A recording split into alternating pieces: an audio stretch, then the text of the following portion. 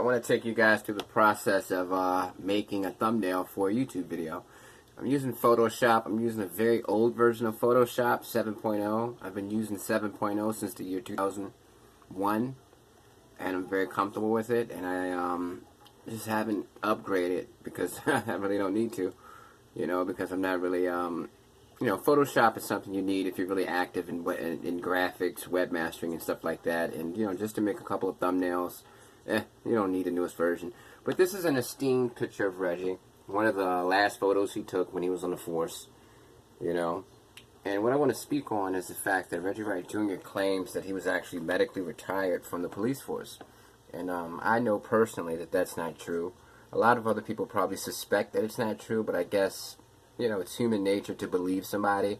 If somebody tells you, hey, I had an ankle injury in 1996 and I actually retired from the police department, you naturally have a tendency to believe them because, why wouldn't you?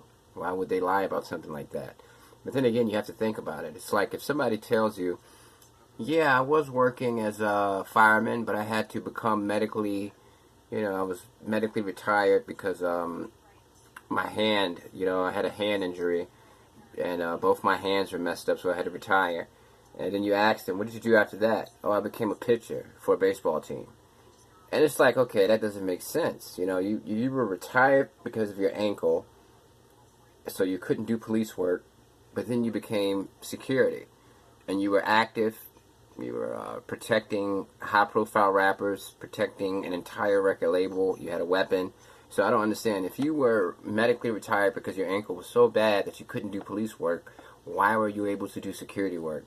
And a lot of people don't ask that question because, like I said, it's human nature to want to believe somebody, especially when it comes to something as innocuous as, why did you retire? A question like that.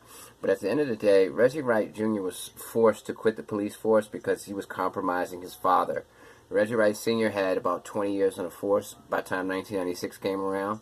And they were presented with an ultimatum. Either Reggie Wright Jr. is going to stop dealing with death row and become a full-time police officer. He can't work with them on the weekends, or he's going to have to quit the police force because this is going to affect you, Reggie Wright Sr. And Reggie Wright Jr. did the right thing, He quit and became full-time death row. But that whole ankle injury story, So anytime whoever's out there interviewing Reggie, why don't you guys ask him that? Why did you really retire, Reggie? It's much more interesting than my ankle.